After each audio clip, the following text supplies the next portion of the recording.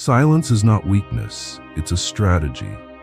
The strongest moves are made in the dark, without announcements, without validation, without noise.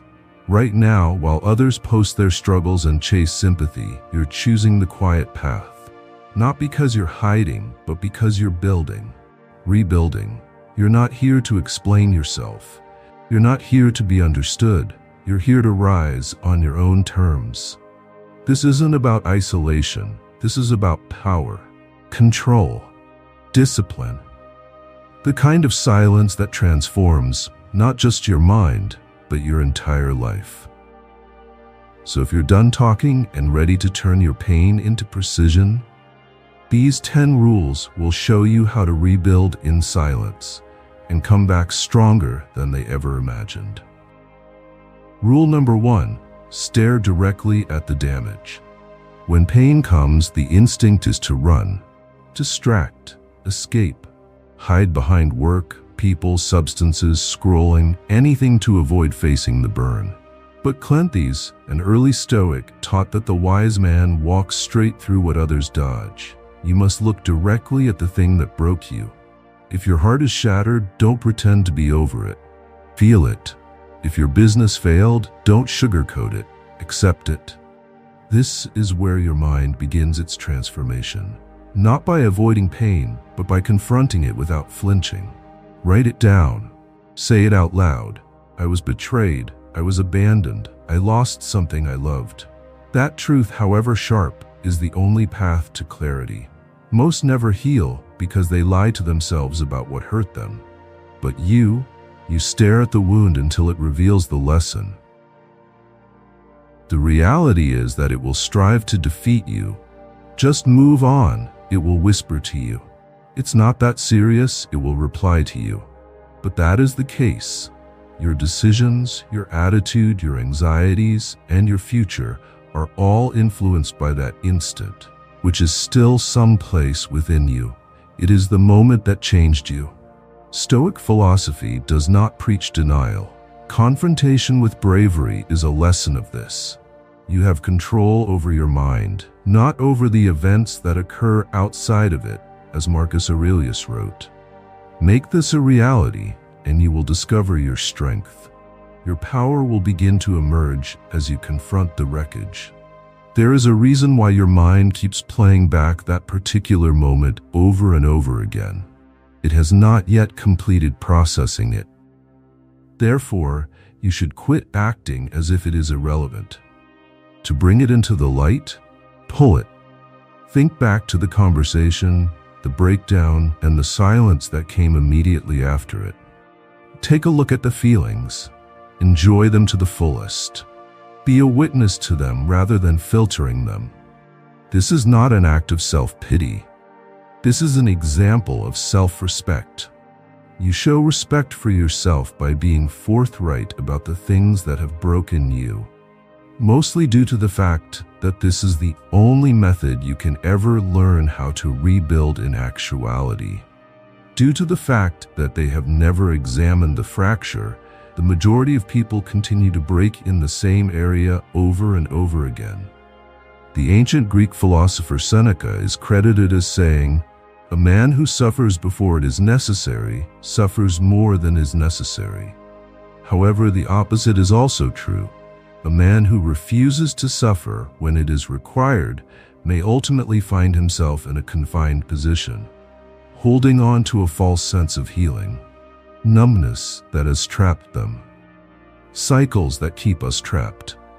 There is no prudence in moving on without first reflecting on the situation. After a building has collapsed, you should not leave without first inspecting the foundation of the structure. Healing is not something that can be achieved by ignoring the holes in your identity. You ponder the break in time.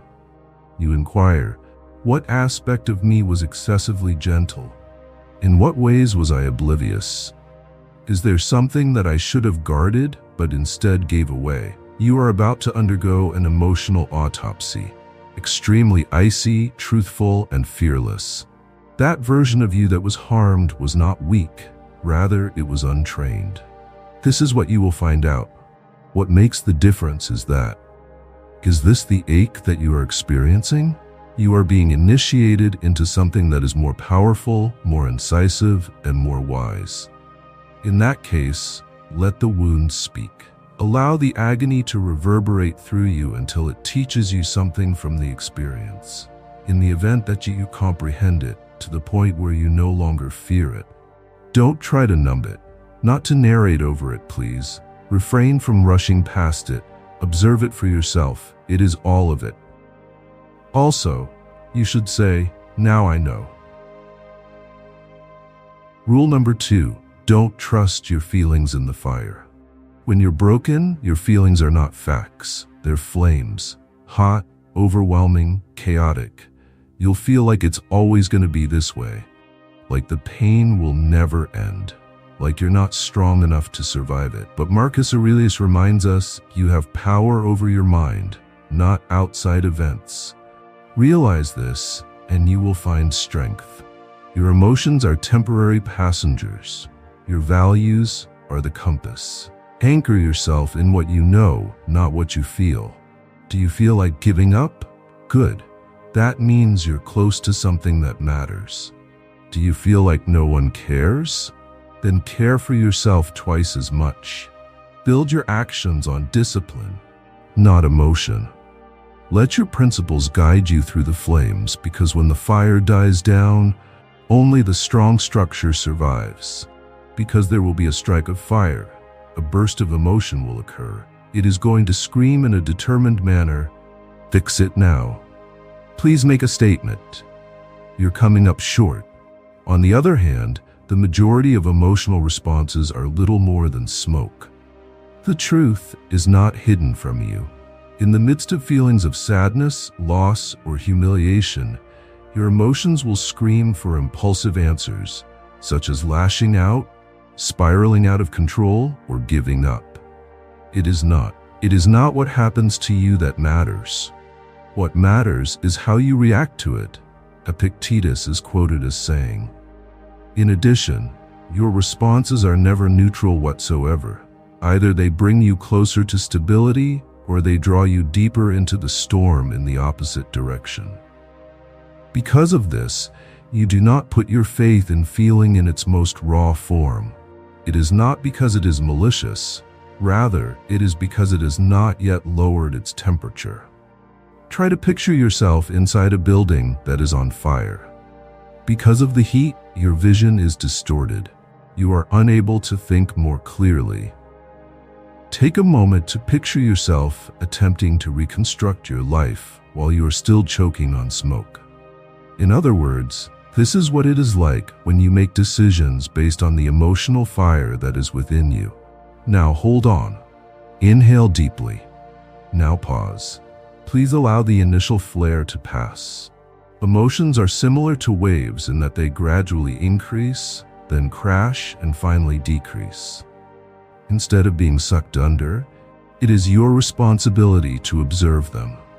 The ancient Greek philosopher Seneca famously stated, "We suffer more often in imagination than in reality." And it is absolutely correct. Our anxieties generate images of catastrophes that never materialize. Anger causes us to compose stories that are not true in the first place. Our sorrow leads us to believe that we are alone, when in reality, we are not. Therefore, it is necessary to train the mind to question sentiments. Rather than rejecting them, it is necessary to challenge them. Think to yourself, is this really the case? Does this come in handy? Will this still be relevant in a year? Because of the moment, distance is created, and it is in that distance that clarity becomes apparent. Although feelings may pay a visit, they do not have the authority to construct the dwelling. This job is part of the values department, and values remain unshaken even in the midst of a storm. Feeling weak is going to come over you. This will make you feel abandoned. You'll get the impression that it's over. It is not the case. This is nothing more than the fire talking. Allow yourself to be consumed by the fire and proceed through it without allowing it to cloud your judgment. In this manner, the mind that is unshakable is constructed. Rule number 3. Create structure when there is none. Life falls apart. That's part of the deal. But your mind doesn't have to follow. The most dangerous part of being broken is the spiral. Sleeping all day, skipping meals, avoiding routines, getting lost in the fog. You stop building. You stop showing up. You start slipping into chaos. But Stoics understood that order is strength. Seneca said, "Order yourself. This is your task." When everything outside you is falling, your routine becomes your refuge. Wake up at the same time. Shower. Write down your goals, even if they feel pointless. Move your body. Eat clean. Keep promises to yourself. These acts aren't small. They're sacred. They are your act of defiance in the face of despair. Chaos can't win if you give your mind something steady to hold. According to a quote attributed to Marcus Aurelius, if you are distressed by anything external, the pain is not due to the thing itself, but to your estimate of it. And this you have the power to revoke at any moment. This power is restored as soon as the structure is brought back into place. Not a framework that is forced from the outside, but rather one that is selected by your own willpower. The intellect yearns for discernment. Moreover, clarity is unable to endure in a day that lacks form. The passage of time begins to consume you when you do not have a timetable or any kind of intention for your life. There is a blurring of the hours, a draining of your energy, and a dissolution of your volition into passive action. When you bring routine into your life, such as waking up, exercising, cleaning, or keeping a journal, you reawaken your agency. It makes no difference if you're not putting your faith in it. This is the main point. Stoicism is the practice of carrying out one's duties despite the fact that they may appear to be worthless, because you are aware on some level that it is not. One step at a time, structure is the means by which you can recover your life. In no way is it dramatic. In no way is it cinematic. To brush your teeth when you don't care is an example of this. Making your bed comes at a time when you would rather sleep for an eternity. It's just going for a walk outside to demonstrate to yourself that you're still moving around. Epictetus is quoted as saying, "Do not explain your system of thought, put it into action." Routine in the ruins is what embodiment looks like. This is what it looks like, the consistency of the collapse. Furthermore, with time, the structure transforms into scaffolding. Your days will no longer be suffocating. Your thoughts start to become more focused. It becomes clearer. It is not necessary to develop everything from scratch all at once. All you need to do is construct something that is stable enough for you to stand on. When there is no longer any system, you take on the role of the system. Moreover, this is how you ascend. In a low voice, over and over again, without stopping. Rule number 4. Cut the noise that makes it worse. When you're already down, the last thing you need is more negativity. Yet most people flood their minds with it. Doom scrolling, gossip, news, fake perfection on social media. Every tap, every scroll, every toxic voice adds more weight to a soul that's already heavy. Epictetus warned, "Avoid loud and aggressive persons. They are vexatious to the spirit." That applies now more than ever. Silence is not weakness, it's a weapon. Cut off the noise. Unfollow the drama. Stop explaining your pain to people who just want to be spectators. Stop watching the world and start repairing your own. Your mind needs stillness to process. Your soul needs quiet to rebuild. Turn down the world so you can turn up your will. Now, take a minute to pause and ask yourself, when was the last time you let your mind to experience the sensation of breathing? Rather than only a distracted silence that is filled with background noise, but rather a profound calm that is unbroken. The vast majority of people never do. Their mobile devices are the very first thing they touch when they wake up, and they are the very last thing they look at before going to bed. They are carrying the anxiety of the entire world in their pockets and are perplexed as to why they are unable to sleep, think, or feel at peace. However, tranquility is not something that can be found by chance, something that you are obligated to safeguard. Nowhere can man find a quieter or more untroubled retreat than in his own soul, Marcus Aurelius famously wrote. Nowhere else can his soul be found. If your mind is continually being barraged with information about what other people are doing, saying, appearing to do, or selling, then that escape is impossible to have. Silence is essential to your survival if you are engaged in the process of healing, rebuilding, or reclaiming control of your life. Separation is not the same thing as purification. Stop engaging in the chatter that is draining you. Turn off the timelines that are causing you alarm.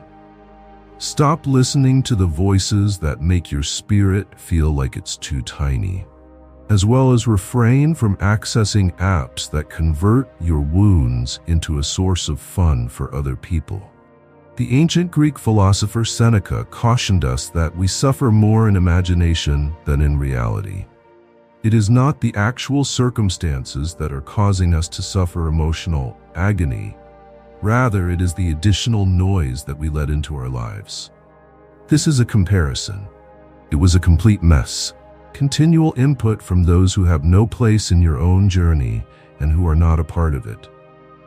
The issue at hand is power.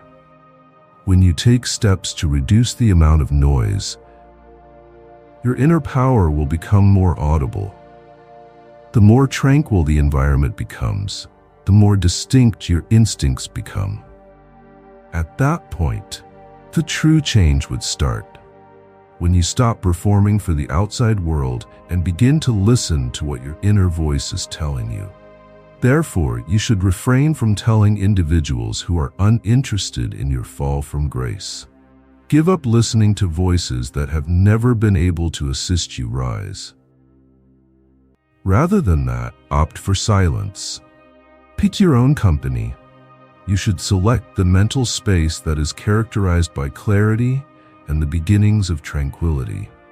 It is possible for the storm outside to rage as much as it pleases. Nevertheless, once the storm within you begins to calm down, nothing outside can shake you. The world needs to be lowered so that you can raise your own willpower. Rule number 5, turn the pain into fuel. Pain is energy. It can either consume you or charge you. And here's the secret: the strongest people in the world didn't avoid suffering, they redirected it. You can use it too. Feel abandoned? Let that fuel your independence. Feel betrayed? Let it sharpen your discernment. Feel heartbroken? Let it deepen your emotional intelligence and build your standards. Seneca said, "Fire tests gold, suffering tests brave men." The pain you feel now is a forge. You can either melt in it or become something unbreakable through it. Lift heavier, focus longer, build harder, create something from the ashes, not for applause, not for revenge, but to prove to yourself that you don't need to be rescued, you just need to transform. That implies you should stop questioning why the pain occurred and instead start asking what you can learn from living through it. What it means is that you are not going to be another victim again. You become the transformational alchemist of your own anguish. When you look about, you will see that many of the most disciplined, unyielding, and sharp-minded people you know did not come from a peaceful background. They emerged from the flames, through injuries. As a result of years of being underappreciated, disregarded, and misunderstood, the agony they endured hardened their sharpness. They became unmovable as a result. In addition, you have access to the same path. We were reminded by Marcus Aurelius that the impediment to action advances action that is desired. Whatever is in the way will eventually become the way. Every wound, every loss, and every night that you cried by yourself was not in vain. Rather, it was a burden that was added to your spirit. Moreover, you have the option of either allowing it to bury you or transforming it into muscle. Emotional suffering can help strengthen mental fortitude. Criticism has the potential to sharpen one's standards. The experience of loss might teach you how to value the things that are actually important to you. You do not have to make the suffering go away. It is necessary for you to drain its power. Gain the ability to transform your sadness into building. Make use of the desertion to create something. Make use of silence in order to concentrate. Use your anger to improve. But only if you cease pleading to be spared will you be able to transform into someone that you would not even recognize in the past. The transition takes place when you stop looking for a way out and instead focus on how to evolve. It is not because you are harsh or furious that you become dangerous. Rather, it is because there is nothing that can be taken away from you that you have not already utilized as fuel. It's the fire of Stoicism. In no way does it anger. It improves the quality. Do not allow your identity to be shaped by your experiences of pain. Use it as the impetus for your progress, rather than your story. This is the truth, and let every single ounce of it whisper it. You kept your composure. You made the switch built by you. You had become. Rule number 6. Speak powerful words to yourself. You're already under attack. Don't make your mind the enemy too. When life breaks you, the voice inside can become cruel. It says you're weak, it says it's your fault, it says you'll never recover. Stop that voice cold. Train yourself to speak like a warrior. Instead of, "I can't take this," say, "This won't defeat me." Instead of, "Why me?" say, "Try me." Marcus Aurelius wrote to himself, "The impediment to action advances action. What stands in the way becomes the way." Turn your mind into your teammate. Speak with command. Speak with certainty. Even when you don't believe it yet, say it. Because your words become your beliefs.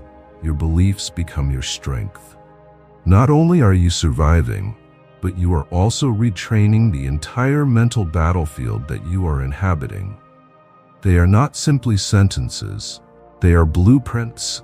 The words that you mutter to yourself in your darkest moments are not just sentences. Their choice is to either construct a fighter or to bury a victim. The majority of people let their internal monologue to run amok. It is the past that they let to speak more loudly than the future. However, Stoicism requires more from us. Epictetus imparted the understanding that what happens to you is not what matters. What matters is how you react to it. The initial reaction you have, which is also the most essential one, is an internal one, not a sound. Verbal and mental. Improve the sharpness of your thoughts if they are weapons. You should teach your voice to lead rather than follow if it is a partner. When your world begins to come apart, that is the precise moment to begin selecting words that will bring it back together again. Consider yourself to be resilient. Consider yourself to be unmovable, in spite of the fact that everything within you is screaming different. This is not hallucination. Rather, it is discipline. Repeating the words that others have said to you, such as, "You are not good enough," is a simple task. Your brokenness will never go away. However, the beginning of power is when you alter the script. Starting to forge the labels that describe who you are becoming is a better option than continuing to repeat the labels that have caused you pain. With each sentence that you repeat to yourself, you have the option of either fighting back or falling deeper. After suffering the loss of everything he owned in a shipwreck, Zeno of Citium, the original founder of Stoicism, started his quest. He did not give in to his anguish. Rather, he rebuilt himself via meditation. Similarly, you are able to start with the manner in which you communicate when no one is listening to you. The reason for this is that the voice that tells the story of your life becomes the hand that molds it. Train it in a prudent manner. Rule number 7. Do hard things on purpose. Most people wait for life to toughen them up. Stoics didn't. They deliberately practiced difficulty, fasting, cold exposure, isolation, so when pain showed up uninvited, they were ready. Epictetus advised, practice yourself, for heaven's sake, in little things, and thence proceed to greater. Don't wait for the storm to prepare. Train now. Take the cold shower. Say no to comfort. Wake up early. Speak the truth even when your voice shakes. Build that grit muscle daily. Every hard thing you choose makes you more capable of surviving what you didn't choose. This is your battlefield gym. Every challenge is a mental rep, and the more you train, the less the world can break you. The majority of individuals are afraid of challenges. However, you are the one who begins the search for it. Every instance of discomfort that is consciously selected is a defiance against weakness. Each and every minor adversity that is willingly endured contributes to the formation of scar tissue in a warrior. I don't run away from pain, I run through it. This is a lesson you are teaching yourself. Seneca, who was considered to be one of the wealthiest men in Rome, lived a life of abject poverty, for the sole purpose of reminding himself that he did not require luxury in order to survive. He would eat scraps and sleep on the floor. He was not dependent on comfort in any way. That was the reason he was so dangerous. Ease is something that most modern civilization craves. We steer clear of conflict, avoid taking responsibility, and outsource everything that causes us pain. And as a consequence, our mental faculties become brittle and weak. You, on the other hand, are not here to be soft. In order to be shaped, you are here. You will get dependent on the resistance. Locate your advantage and then lean into it. Do not view discomfort as an adversary. Rather, view it as an invitation. This is your chance to develop beyond the person you were the day before. In addition, when you confront it on a daily basis, when you intentionally embrace pain with a purpose, the turmoil of life will no longer surprise you so much. You have already confronted the storm, but you did so in your own way and according to your own terms. You didn't wait to be examined, did you? The test is now given to you. Rule number 8. Protect your energy like it's gold. When you're broken, your energy is sacred. Protect it like your life depends on it, because it does. Not everyone deserves access to your recovery. Some just want to be close to your pain so they can feel powerful. Others pretend to listen just to gossip later. Marcus Aurelius said, "The soul becomes dyed with the color of its thoughts." So stop letting others spill poison in your mind. Withdraw. Guard your space. Create silence. And surround yourself only with those who bring calm, not chaos. It is not just that you are safeguarding your energy. Your future is being protected by you, because every day that you are exhausted is a delay in your return. Every time you let a negative voice into your life, you move one step further away from your full potential. That dull aching that you sensation? Your soul is trying to warn you, enough is enough. Let's stop making up pals. Stop being such emotional freeloaders. It is time to stop acting as if you are capable of handling everything while others take advantage of your strength. You are now need to become selective, certainly in a brutal manner. It has nothing to do with ego. To survive is the goal here. This vitality of yours is not limitless. Moreover, squandering it on individuals who do not inspire you is like to pouring clean water into a glass that has been broken. Mindfulness was a central tenet of the Stoic philosophy. However, clarity is impossible in the presence of noise. This is the reason why solitude is revered. Moving on is not a sign of weakness. Rather, it is a sign of wisdom. According to Seneca, associate with people who are likely to improve you. In other words, you are free to decline the offer. Take a step back, to be completely silent, the ability to recover in privacy without having to justify oneself. Mostly due to the fact that not everyone wants to see you go through a makeover. Certain individuals just like the broken version of you, the one who was in need of their assistance. On the other hand, you are currently constructing something that is more robust, more precise, and more composed. Moreover, this poses a threat to those who profit from your suffering. Protect your space in the same manner as a warrior would guard a stronghold. Say no without feeling guilty. Detach yourself without prior notice. Moreover, you should never apologize for putting peace first.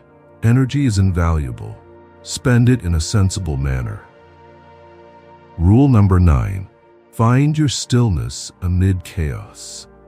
There's a voice inside you that can only be heard in silence, but most people never hear it because they drown it out with distractions. Seneca said, if you really want to escape the things that harass you, what you're needing is not to be in a different place, but to be a different person. Stillness doesn't mean quitting. It means listening.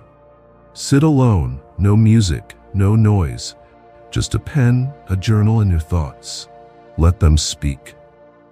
Let them rage, then let them calm. In that stillness you'll find answers, not all of them, but enough to take the next step.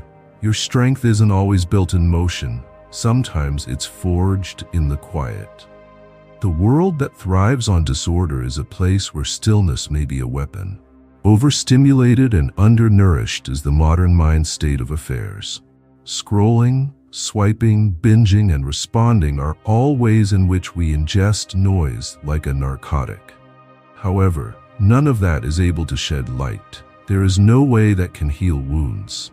When the cacophony is silenced and the soul is able to speak, only then can true transformation occur. Marcus Aurelius, who was writing from the battlefield of both war and his own mind, was aware of the reality of the situation. Nowhere can man find a quieter or more untroubled retreat than in his own soul. You have a stronghold there. There you have your temple. You are required to input it. In addition, when you do this, when you stay in the silence for a sufficient amount of time to confront what is beneath the surface, you start to differentiate between the genuine and the noise. It is then that you start to hear the pieces of yourself that have been stifled by the strain, the expectation, and the suffering. The cultivation of calmness takes place here. It is not in the absence of problems that discipline is present. Rather, issues are present. When you choose not to let the world to determine your level of peace, there is no retreat in stillness. Rather, it is confrontation. A furious confrontation between you and the realities that are most in your heart. And yes, it might be painful. You might discover grief that you have not yet processed, anger that you have not yet let go of, dreams that you have buried. But that's the goal, for the reason that you can only restore what the chaos attempted to remove when you are in that sacred silence. Then you should clear that space. Do it on a daily basis. Make it a holy thing. The mere act of becoming silent for 10 minutes can completely rewire your attitude to life. Sitting quietly is a form of defiance in a noisy society. For the Stoic, it is a matter of survival. Rule number 10. Rise without the applause. You're healing, growing, rising, but no one sees it. And that's okay. Stop waiting for applause. Stop needing recognition. Let your growth happen in silence. Let the results speak when the time is right. Epictetus said, "Don't explain your philosophy, embody it." You don't need to announce your comeback, just be the comeback. If no one claps, clap for yourself. If no one cheers, move anyway. You're not here to perform, you're here to become. And becoming isn't pretty, it's lonely, quiet, slow, but when you finally rise, it's real. It's yours, and no one can take it. Stoics never desired glory for themselves. They were looking for virtue. Instead of asking who was watching, they inquired as to whether or not their behaviors were in accordance with the truth. One exhibits performance, while the other undergoes development. This is the distinction between superficial aspiration and profound transformation. It is possible that you are currently experiencing a period in which everything is shifting underground. You are constructing new types of disciplines.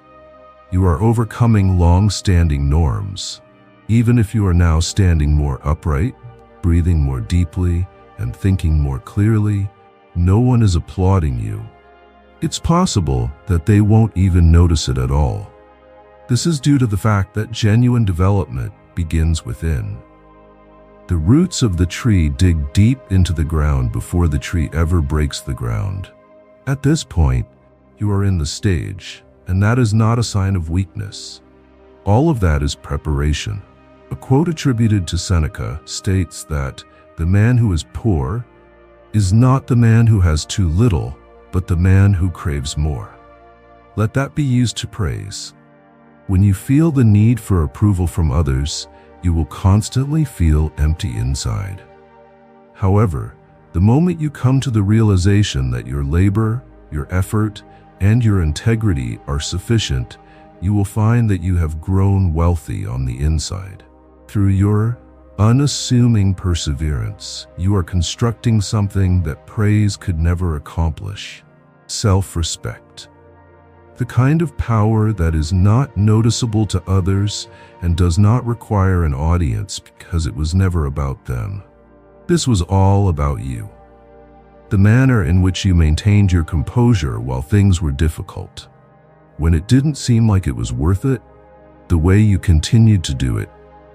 Despite the fact that no one else could see where the path headed, you continued to trust it through.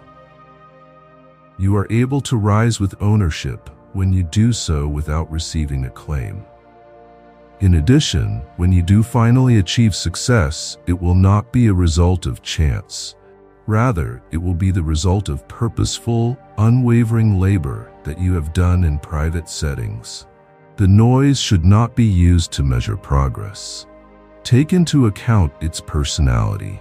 Every step you take toward greatness, even if you don't feel the need to be noticed, is a very important step. Your life broke you. The idea did not occur to you. I don't think you deserved it. You, however, are here. It is still breathing. One thing can be deduced from this: you are continuing. On the other side of this struggle, there is a version of you that is more powerful, wiser, more aloof, and more at ease.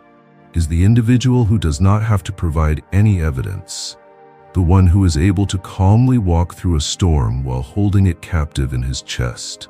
However, the appearance of that version is not a coincidence. He has been constructed through suffering, through self-control, and through silence. Therefore, delay your departure from the storm.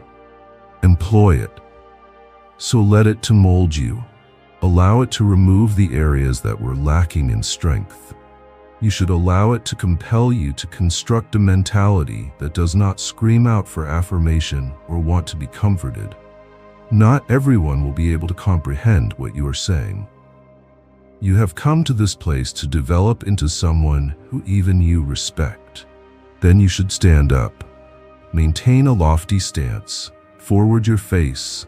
It is not necessary for you to heal completely. Just remember that you must not give up.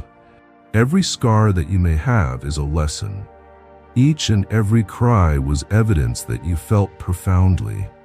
Moreover, each step you take at this moment is evidence that you have chosen strength notwithstanding. This will serve as your schooling ground. Your forge is located here. Have you been broken by life? Rebuild yourself into someone you will never be able to break again.